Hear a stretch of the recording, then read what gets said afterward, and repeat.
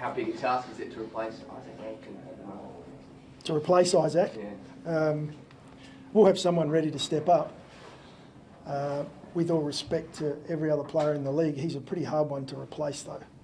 And he's been in some really strong form. So disappointing for him as an individual and disappointing for us that we won't have him available, but he'll get to work now, as he did last year. Very similar situation, and we just hope we can get him back as soon as possible. Sorry, can you give any hints about how you're thinking about, or who you're thinking? Oh, we've got a number of guys that have been ready for several weeks to take that next step. Billy Dowling's put his name up. I think it's one that everyone's talking about. Schoenberg's come back from injury with his Achilles and has played a couple now and shown that he's playing at a level worthy of selection at the AFL level. We've got some other changes we're going to have to make with Himmelberg out as well. And so we'll have to have a look at that. So we've got a session to get through, as you guys know. We chat pre that session, so there's a bit we have to work on there, but we've got guys ready to go. Can Pedler come back through the ones, or will he need a run in? Peds probably needs a run, yeah. In saying that, we know he can play at the level. It's more now about making sure that he's comfortable, and we don't want to take that risk into a game of AFL. He'll, if everything goes well today, he'll hopefully have a hit out in the SNFL this weekend. You use Josh Rachele a bit in the midfield. Is there a chance you can do a bit of that Rankine role, or if you do that, you kind of worry, no one can be Isaac Rankine, so you don't better not sort of replace him in that role? It's a good point you make. Josh is probably chomping at the bit to get a little bit more time in there, and so maybe that opportunity comes this week for him. That's a longer term view for Josh, is a lot more time around the midfield. Again, when you talk about replacing Isaac, that's a tough gig, so he'll play it his own way, and if that does eventuate in game, I'm sure he'll get a little bit more time on ball. What have you made of Josh's season so far? I mean, it seems a little bit quieter than it has been other years. Not from our point of view. He plays a really important role for what we do as a team. So it may be, when you use the word quieter, it might be that's possessions, and we still feel like he's impacting the game in a really important way for us. But as you said, it might be a slightly different role this week with Isaac out of the team, and it'd be really interesting to see how he goes with that. With a player like that, with so much uncapped potential, that's clear to see. Do they almost have to earn a bit of credit as well? Do they have to learn how to do the team things, learn how to play a role week in, week out before they can necessarily go to that next elite consistent level? I think everyone's learning, everyone's developing. It sometimes takes a pre-season. The midfield role is not as simple as just why don't you chuck him in the midfield. I think we underestimate the challenge that is, and the physicality of it, and then being able to get up and go again and again. And some of the players you see in there, more mature midfielders, often hold their own because they've built that base. We've got a few players that at a stage down the track will be midfielders for this footy club, and at this point they're, I guess, doing their apprenticeship a little bit, working on their game and trying to improve in some areas, and eventually we'll see them in there. You said it's Josh's view that he sees himself in the future. Do you and the coaching crew share that, or does it remain to be seen? Oh, 100%, yeah. We love what Josh brings for us, and these guys will continue to develop over the years, and they'll get another pre-season under their belt and become a bit stronger, and their game then goes to the next level, and his opportunity will be there. They say every week that there's no easy games in the AFL, but the Eagles seem to be coming good. Is that a worry for you, and what do you have to be particularly wary of against them? Yeah, they're playing great footy. Statistically, just purely watching on the vision, you've got some really young guys that are coming through and bringing enthusiasm. Obviously, Reid's the standout in that space, but there's more than Reid. And then their older players are fit and playing back to their best footy again. So they've taken some scalps. They're playing a really strong brand of footy that we rate really highly. Very similar to our style at the moment, or what we believe needs to be our DNA. And so it's going to be a really hard in and under contest, and a really tough one for us this week. You did say it's not just Harley Reid, but he's obviously been a bit of a standout for them. How do you handle him? Do you send someone to him directly with the tag, or just give him a bit of action? Yeah, a little similar to last week when we come up against Nick Dacos and Pendlebury. it took us a quarter and a half for us to make that work last week. So, Harley he'll definitely be in our sights as far as how we can stop him. He's a tough one to stop.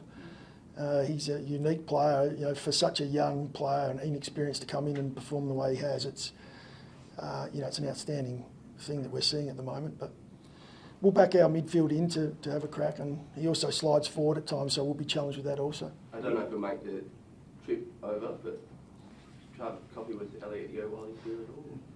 No, I won't be having a coffee. What do you mean by that? Well, the club's been pretty heavily linked to him. Oh, sorry. Is that an area that you do feel you need to address a bigger body midfield? I think it's something that we've said the whole way through. We're very active when it comes to improving our list. Acquiring players, we've shown that. Bringing Dawson to the club and Rankine. We're no busier this year than we have been in previous years. It's being talked about a lot. We seem to be linked with a lot of players around that. We seem to be in every deal at the moment, and that's okay, but we don't talk about that space, which makes it hard then when maybe we're not actually involved to come out and say we're not.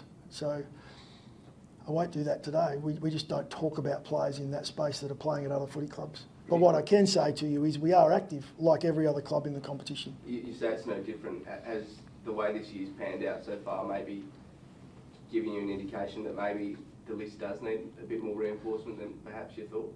No. I think this year we'd have the highest injury rate right across the board this year in the AFL. And we're no exception to that. We've got 9 unavailable at the moment, and of those 9, maybe 6, 7 of them play AFL for us regularly. So we've got a lot of outs that are impacting our group. So like other teams, I'm not saying that is an excuse at all, because every other team has the same. Richmond are probably the one that have had more than most. So we'll be as active as we've ever been, as we have been in every other year.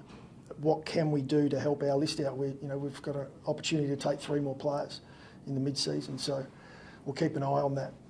But by no means are we locked in on anything.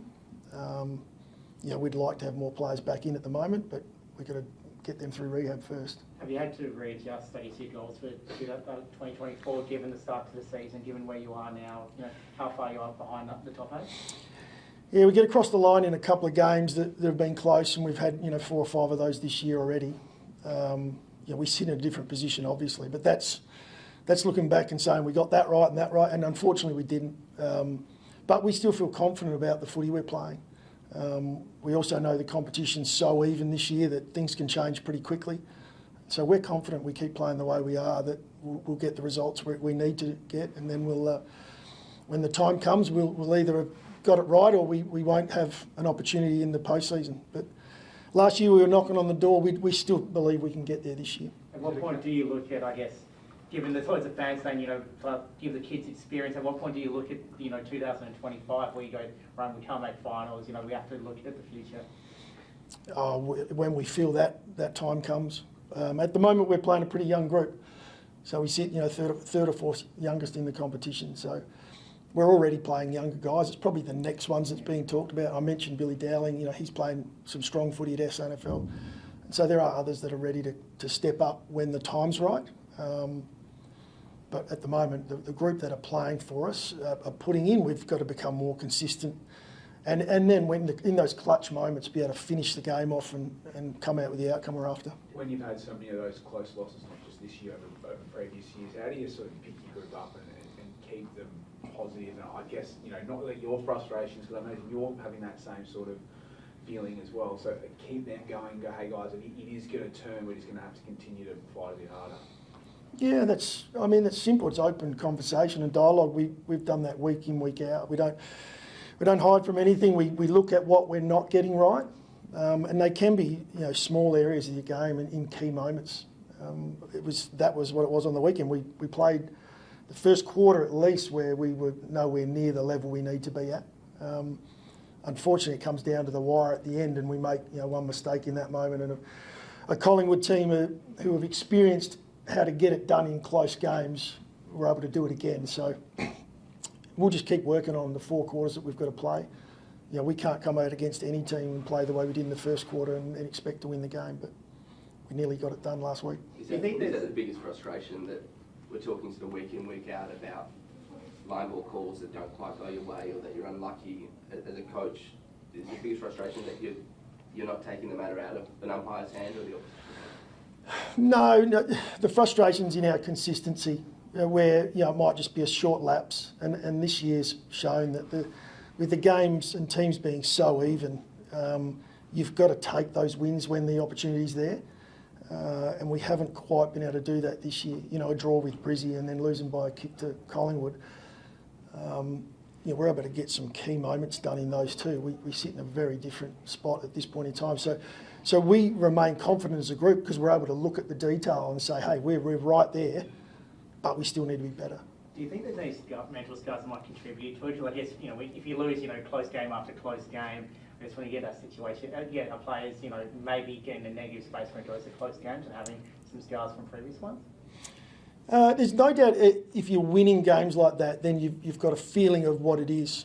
I think Craig McRae spoke post-game about that, that there is a belief there, if you're able to get across the line. And that when that belief builds, it almost becomes, we're good here, okay? And we've probably been on the other side of that. So we've got to look for some confidence. There's small details in it that we're not getting right at this point in time. It can sometimes happen with a less experienced group. We're pretty confident we're going to be able to turn that around, but it's going to take some work. Last couple of guys. How important is it, given the unbelievable, only 17 or 18 games now, but he's had, but is it to retain Mark Keane? To talk about list building, but retention pretty important as well. How important is it to tie him down to the club long term? Well, he's improving out of sight, isn't he? He's playing, he's playing a really high level of footy for someone who hasn't played a lot of football.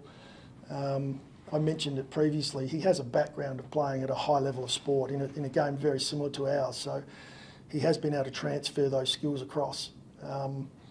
But yeah, I'm really confident that Keane's loving his footy at this point in time and is enjoying being part of the footy club.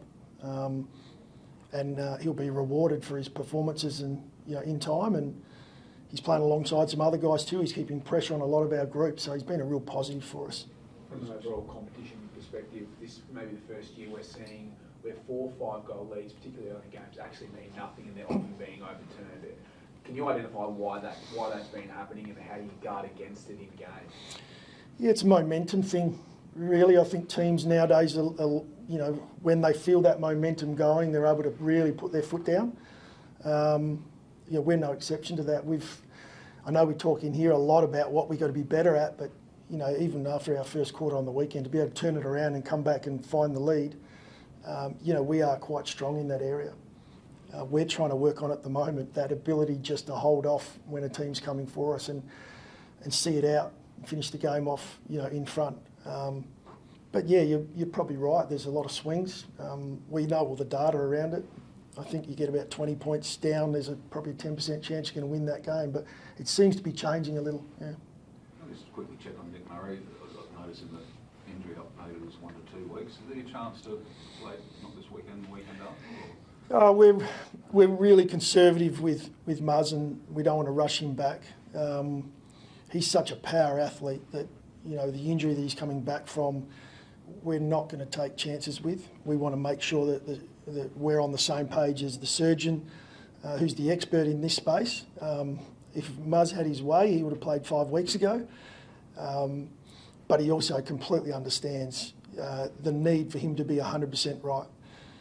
But we're really looking forward to getting him back. I don't want to lock in on a time with that. He's out on the training track now doing a fair bit of work, but really hasn't sort of smashed into the contest stuff just yet.